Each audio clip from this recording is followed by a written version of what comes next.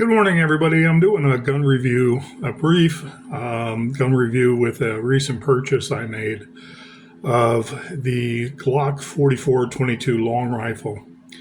And I'm always reminded about the philosophies of use, and another one came to me, and it's not unique, but I hardly ever think of it because it doesn't seem practical. Because of the size of most handguns, I can wield fairly easy.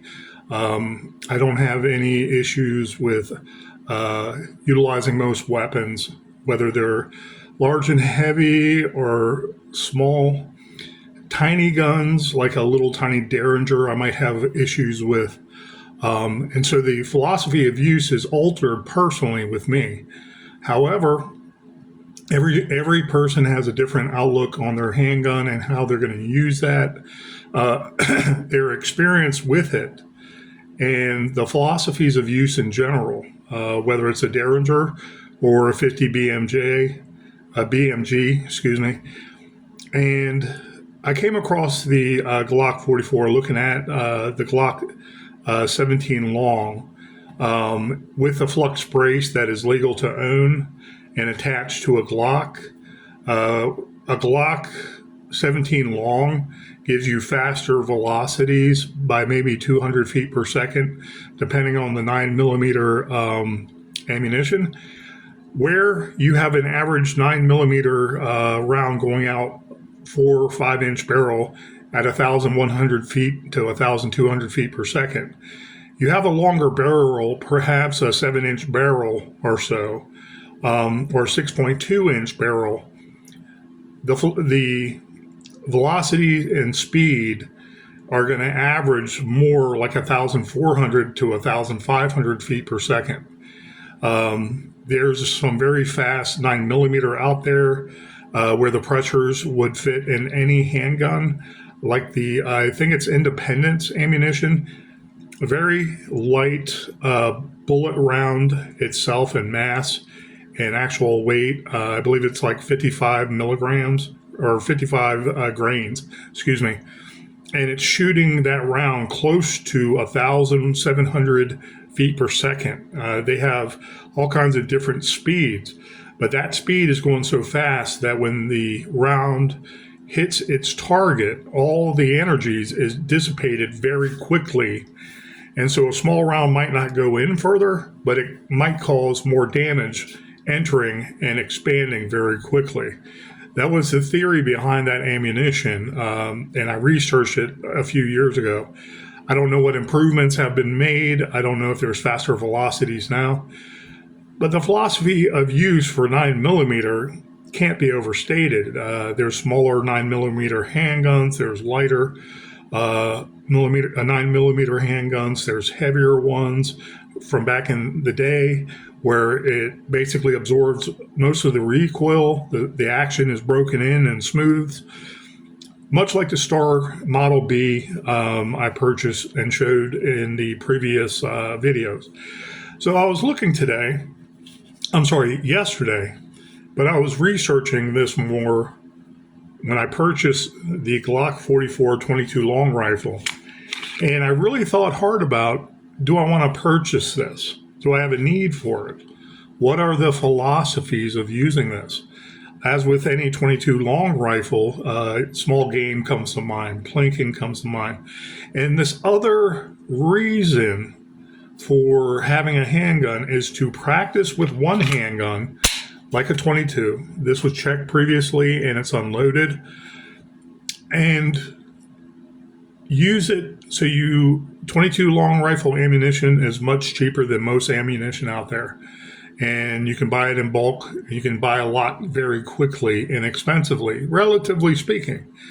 And you don't want to shoot 9mm all day because your hands, your arms, your whole body might be tired, working hard, working long hours, and you want to practice gun safety, quick withdrawal, quick draws themselves, and getting on target. And then you fire the 22, so it simulates the 9mm, which is going to be a little more heavier, a little more tedious over time. Shooting 9mm all day long, I would love to do. I would love to do. And I understand it because I was trained on 9mm. But if there's disabilities with hands, arms, body, maybe someone doesn't want to use 9mm all day long just to practice, and they want to hone their skills with a Glock 44 that looks similar to and is the same size as the Glock 19. I was trained on the Glock 17. I have worked with a Glock 17 long and put it in my holster and practiced shooting that way before. I'm trying to remember when. But I realized you have to practice more with that because you have to pull it out a little more. And I'm 6'1" and pushing 280, 285. And I still have to make sure that I clear the holster before I get on target instead of fighting with it, trying to go sooner than I might be used to bear down on the target. And so there are philosophies of use, especially when this mimics, they did this on purpose, I find out, to be the exact same size of the highly used Glock 19. When I was a police officer in the 1990s in the shooting gallery called Anacostia, Washington, D.C., some of my partners in TAC had the Glock 19 and their 2 magazines on the side for that. And I'm like, no, I like my 17 and I want extra magazines and everything I can get.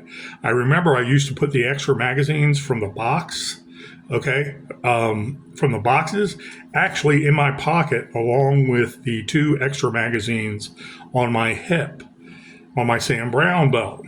And that was in case there was any prolonged shooting. Barricade situation, shooting from a car, and you're going back and forth, and you have to do a mag drop, bam, bam, and you're ready to go, flick the button. However you do it. I'm also reminded of back then being trained very well in tap, rack, bang to clear a stovepipe, to clear I want to say a double feed, and so on and so forth. So I'm going to double check this just to make sure. This is basically the new version or the newest version of the Glock 44 22 long rifle. It comes with, I have the box open to my side here. It comes with 2 10-round magazines. Not much more than that. And I don't know why.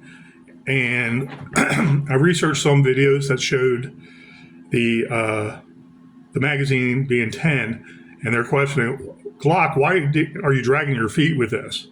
And whatever the reason is, there's no reason to it because everybody was beating them out, like Taurus. And of course, Kel-Tec is always making light polymer guns with extra capacity. And everything they make, extra capacity, because that is what us preppers and us gun users and collectors look at and say, well, if it functions properly, yes, I'm going to purchase that P33 or whatever it is. I forget all the nomenclatures, and I can look them up in a second. But everything Kel-Tec does is high capacity, even their 5.7 and so on and so forth. So I have a magazine in. It has a generic groove for the round to go up, basically the size of a 22. That might be a flaw. These are great engineers. The Gaston Glock Company, sure, okay. But you can look at the feed ramp, and there's another groove for that 22 to go up. And it's like, why don't you just, I guess if they made it bowed out all the way, the round can go up sideways. And that's why they have it that way. But if the round is going to be fed wrong anyways, it's going to beat that little channel in the feed ramp. And I can disassemble this in a second. It's broken down just like any other Glock. And one thing I noticed really quick, and it was part of the buying selling point, was it's very light. Very light. 11 ounces, I believe it is. Fully loaded, I don't know. I don't care. It's enough I can wield very quick all day long and never get tired of it. So, anyways, 4-inch barrel, 10 round capacity. And to break it down, I'm not going to pull the trigger yet. I know this is unloaded. The gun is pointed in a safe direction across my apartment, and would not hurt anything. Okay, knowing the target and what's beyond it is always a safety rule you have to keep in your mind. Pointing guns in a safe direction, finger always off the trigger until you intend to use it. Double checking, triple checking, quadruple checking every handgun you come in contact every single time. That spurs gun safety. So anyways, the magazine is out. You pull down the two levers here on both sides of the gun. They go all the way across, just like a regular Glock. You pull back a little with the slide, and you can engage. I'm holding them down now. I pulled the trigger. The slide comes right off. It has the recoil spring tube and recoil spring, and the captured recoil spring together. This is all one piece. Always remember the plastic knob to the front goes to the front of the gun. Okay, this part is the front. The barrel is this way. Then you just pull out the barrel. I was looking at this barrel, and it's small, and it's great quality for its size. It's not the kind with a bevel at the end, and they look kind of cheap with the smaller 380s and whatnot. This is well made and will shoot any 22. And you can see this is upside down. The ramp is there. You can see where it's beveled right in the middle. And that's to feed the round in better. See how small that hole is? So they worked on precision with this, you can tell. And then on the top of the port, you can see there's a hole grooved out. This is all connected, all one piece of metal. It's opposite of the port feeding ramp. You have a hole there, and you can look down at the top of the gun and see around, but I believe it was made so the pressures of the 22 also dissipate out of the gun, okay, when you shoot each round, so that the slide action moves smoother and is more precise. I want to say it's just enough to keep on moving back, feeding the next round in while it's ejecting the old casing. Very interesting. I'm not an engineer. I don't pretend to be, but I believe that's why they did that. So here's the ramp, and right up top here is where I'm talking about. You can see it's like a U shape here. You can see the hole in the middle. It's like a U shape. That, I believe, is for pressure. Pressure's going up, out, but also to look down in and see if there's a round. I don't want to play with extra rounds right now because of the ammunition I have in one big box. I'm not trying to add to it. So anyways, reassembly is just like any other Glock. You make sure the ramp is downward. Put it in the very top hole of the slide. We'll go right in there and then seat it backwards, back up. I had to put it down like that in and then put it back up like that. Recoil spring and tube, plastic forward. So I'm going to push it down here into the lowest hole, so to speak. It might have a more technical name. Please excuse me. Push it in right there.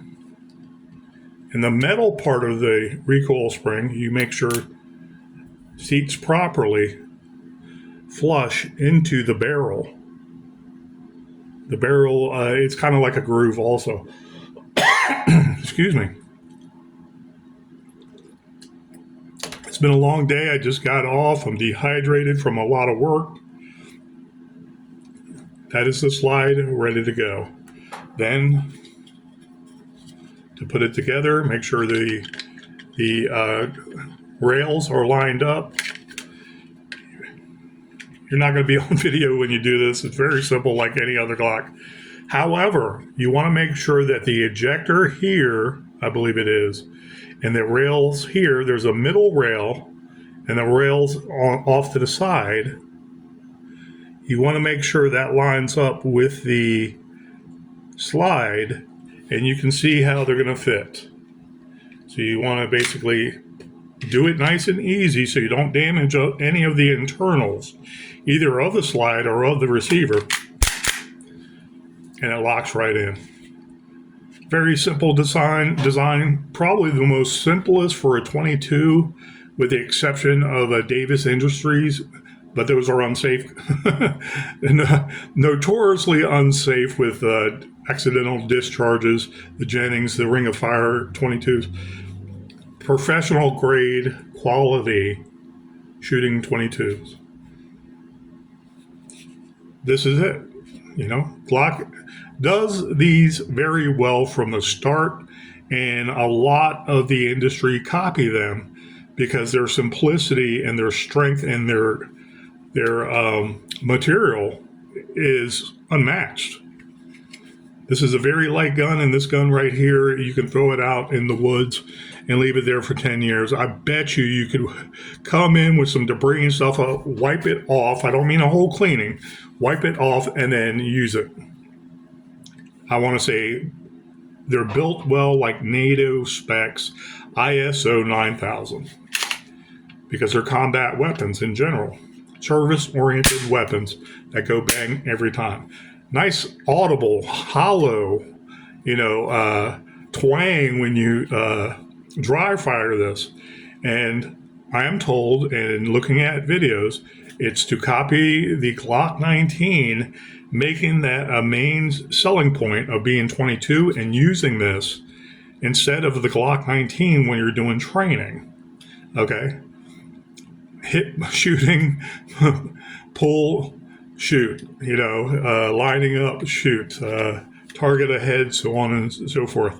You might use that isosceles stance, sticking your ass out, looking like a praying mantis. Okay, that's the isosceles way some of our federal government train, no problem. I'm a Weaver man myself. I believe you're going to be moving, and you have to be fluid when you're moving, and you have to make everything an extension of your eye to your finger, okay, like you're pointing. Everything using that weapon is an extension to point. When you point and your body is used to that on a regular basis, mind, muscle, eye coordination, working together synergistically, all together, symbiotically, then I like the Weaver stance, basic cupping of the hands. That's just me. Sometimes I will pull, push when I'm directing my aim, but I don't want, me personally, I don't want my arms too straight like that. Someone pushes me off to the side, my gun goes wherever because I'm knocked off balance. When you have, I want to say, a relaxed, fluid stance, slight crease in your elbows, in a regular Weaver stance, you have enough support where your legs are beneath your shoulders, and that extension of your body in that pistol being a point of aim, let's say a metaphorical arrow, then you can't go wrong, okay? Maybe people train constantly a certain way and they excel that way. It's not my way. So how you feel comfortable, man, pull out the gun and practice that all the time. When you get quicker at it and more efficient, that's what we strive to do. Us gun owners, us gun shooters, us gun plinkers, us gun hunters, us service-oriented people. It's just, I'm reminded of my friend, and he's no longer a friend. He kind of disgusts me. He was basically creeping on women in a local Wawa when I worked safety service patrol, and he had a reputation for doing that. And when he got his carry conceal permit, we always talked about guns and the next new gun to buy, and a lot of stuff I didn't know at the time. Okay. But he went through training, and he's doing this, looking around and firing, looking around, sticking his butt out, doing things very unnatural. And my inkling was, why are you doing that? I said in many videos long time ago, I was like, what is wrong with you? What do you? And he said, well, that's how we train. And that's how the professionals in the armed forces do. And I'm like, isosceles, okay. And you're bringing it up here so no one steals your gun? Is that the mindset? You looking around, but you're really not looking around, was my point. And him looking, like sticking his butt to the rear so he's pointed directly. Theoretically, you can say that is more exact, but it took a lot of energy to get that point, which could get him killed when someone rolls up and sees him with the gun, bringing the gun back and looking around. Oh, there's no threat. He wasn't really looking around, is my point. And it was unnatural, where it took a lot of energy and it took also a lot of time. You don't have that luxury when you eliminate a threat. And you should holster when you see head on a swivel. There's no one else behind you as you were walking to your car. You're double checking cars around that might be near you. This one dude approaches you with a knife or a gun. Bam. And you have to do what you have been trained to do. You have to do what you have to do, period. You're not going to sit there and, let's say he's approaching your car at the front of the car, pull out, stick your ass in the air, trying to keep your back straight, putting your arms all the way, freeze, mother hunchy, and bust off around. No, you'll probably, if you're trained in this hip shooting, pull, shoot. You get everything behind, pull, shoot. And there's that silhouette right there at 7 yards at the most. And you're hitting it directly every time because you know where your finger is pointed. Okay? Mind, muscle, eye coordination working together to defend yourself. And that's how you were trained. So you work at being trained the best way that is out there for the human condition. And no one can ask for anything more. The isosceles triangle and everything like that is good in theory. So you're sticking out like this, your arms are straight.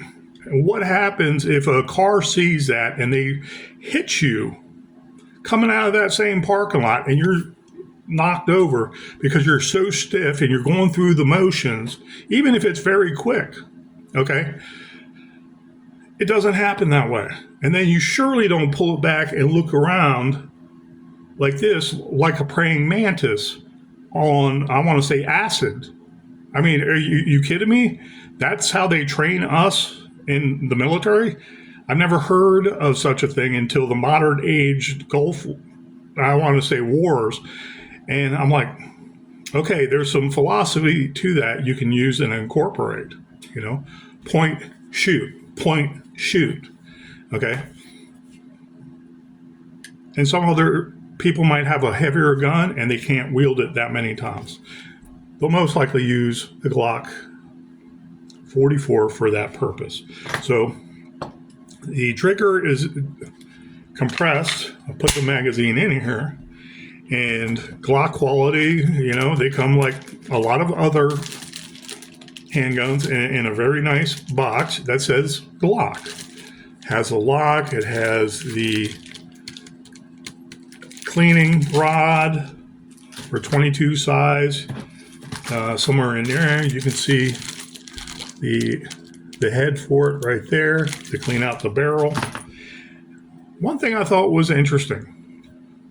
Lately in the news, there was, I believe, from the state of Maryland, I might be mistaken, anything I say, please check it yourself and either prove me wrong or just say that's more knowledge you can put in a data bank and take it to the bank.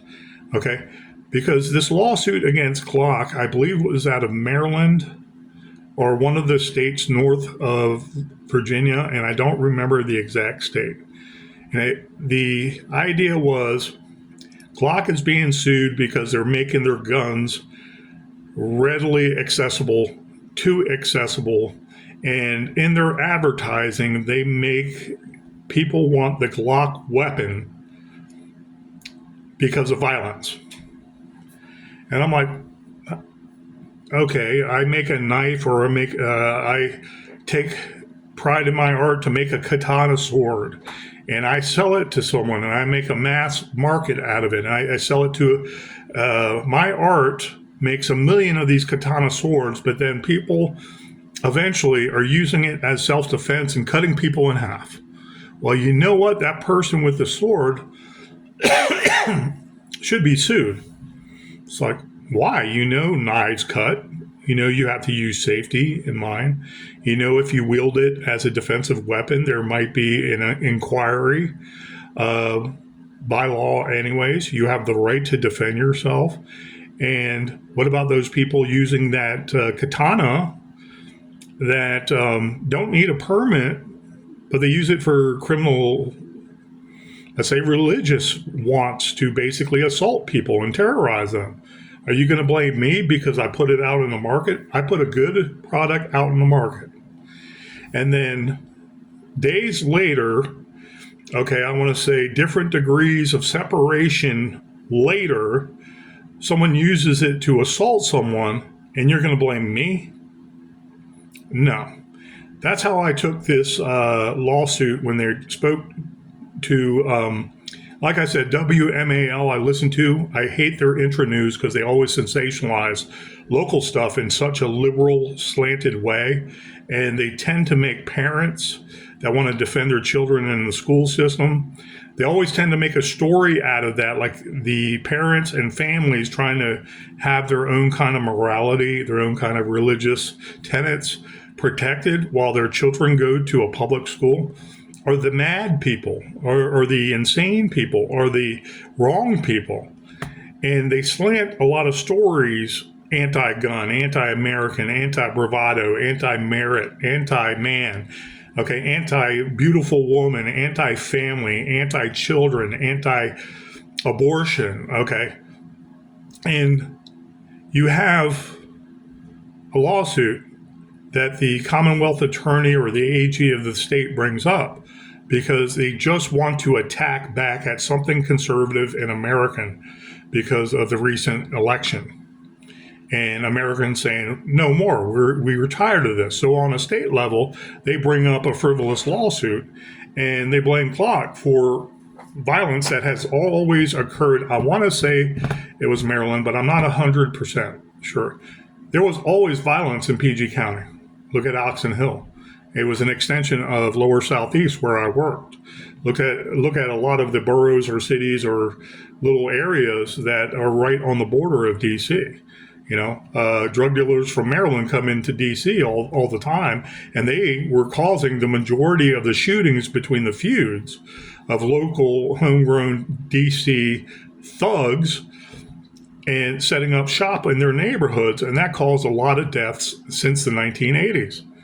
Okay, but this is the mindset of criminals, not the manufacturer of the weapon that has a good cause for many numerous good cause, like practicing, because it's not a Glock 19 shooting 9mm all day long, self-defense, service-oriented pistol, excuse me, for hunting, plinking, okay, just something to have a peace of mind, you know, because I have it right there on my nightstand for that one occurrence that someone might try to bum rush the door, and maybe they had an axe to grind with me from 30 years ago, and they finally figured out where I lived. I don't care.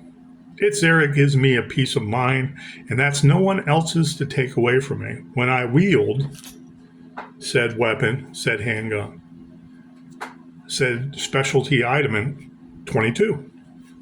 So there's a lawsuit pending. Wherever it is, it's aimed at Glock, the most used service weapon, I want to say, around the world. Okay, they're trying to attack it because of Trump being in the White House. A lot of the blue states are basically trying to do lawfare. Okay, so Glock, I believe this is a new thing they will do. Okay, and I looked at it and I was like, man, I can't get this envelope open. Important safeguards for your protection. Please read the enclosed owner's manual and any accompanying literature before removing this firearm from its container. Carefully observe all warnings, precautions, and safety instructions supplied with the pistol by Glock Incorporated, and ask your dealer or instructor for additional guidance. Okay. That's run-of-the-mill, I want to say, warning or instruction. And it has this big laminated sticker that sealed this whole envelope. Okay. It took me literally 2 to 3 minutes to get my finger under it and start tearing this to open up all the literature about this handgun. And I believe they designed it that way for future lawsuits. Please listen to me. You have the instructions, you have USF, Sport Shooting Foundation information, safety, warranty is only small. This GSSF Foundation is paper thin too. Join the NRA, that's for gun safety. NRA gets a bad rap, and most of the stuff they do all year long is gun safety, rifle safety, firearm safety. Basic rules of firearms safety. It's a little pamphlet, but you can see the lock and how you secure your gun so no other person can use it. And they show a key there, but you would have the key, of course, so no one else could open it. Okay, this is all in one pamphlet. And what is this? This piece of paper here. Customer Safety Awareness Form. Okay. Customer, please indicate by your initials that dealer has instructed you or you are already aware of the following items. Okay. There's a checklist for you to initial right there for your dealer. I've never heard of such a thing. Information the dealer has instructed you so you're safe handling said weapon. Okay, that came in the booklet, and then the whole description, guide, breakdown, instructions, safety procedures also when using the weapon from beginning to end in English and in Spanish. Yeah, you look at it and you're like, oh, I'm reading Spanish. Okay, I understand some of it. Then you get lost. You have to go to the pictures, flip it over. It's got English. Okay, so Glock wanted to inform its owners, be safe. Okay, because they want to minimize any lawsuits. However, this is what I noticed. All of these in this pamphlet and hard to open up, once it's open, they have proof that you were notified if it ever comes up again and they subpoena your weapon and anything having to do with your seized weapon that was used in a shooting for civil and criminal purposes. Oh, he knew exactly what he was doing. He opened this. He had to take extra time to put his finger in there and tear this open. I pulled out of my back pocket my work blade knife and just cut this open. But I was like, no, I'm going to get this open, and I didn't want to damage the material inside, not knowing 100% what all this stuff was. This is pretty thick, but they have proof. I broke this open. I have no argument or no disputing what I should have known, what I should have read, educating myself about the handgun, whatever Glock they sell. This is on purpose. They could have left this open, and they probably did in the past. If I am mistaken and they had this and it was sealed so tight, if I was a good attorney representing someone that was shot by a handgun and I want to get rich, and I want them to get rich too, I would subpoena, well, this weapon was used in a shooting. It was investigated. That person was clear, but now I want to sue him. Okay. I'm going to ask for materials that are related to his handgun, a Glock 44. And I want to see all this. I want to see the receipts that you own your weapon. I want to see the back straps. Okay, did you use the handgun wrong because it was too thin or it was too thick with the back straps? You know, anybody aware with back straps? This has back straps, and you have a pin right here in that indentation on camera, and it goes all the way through. It has the little pins that you push through so that pin comes out. I want to say dowels, push out that pin. And then you can change the back strap. That might be a reason to sue Glock if you couldn't change those back straps and you know that that was a selling point and you use this handgun in the wrong way. That might be something civilly that comes up in the future. And you proved that you already read it, you should have known. Now, I say to myself, okay, yeah, you better take me to court and you better try to go 100% correct the first time because I have an answer for everything. And you stealing my money for no reason is absolutely not going to happen when it's enshrined in the Second Amendment. However, even the gun manufacturer, Glock, Gaston Glock Incorporated, is showing that they want to prove that the owner knows or takes pride in his purchase and knows what they're showing you should be adhered to for safety's sake.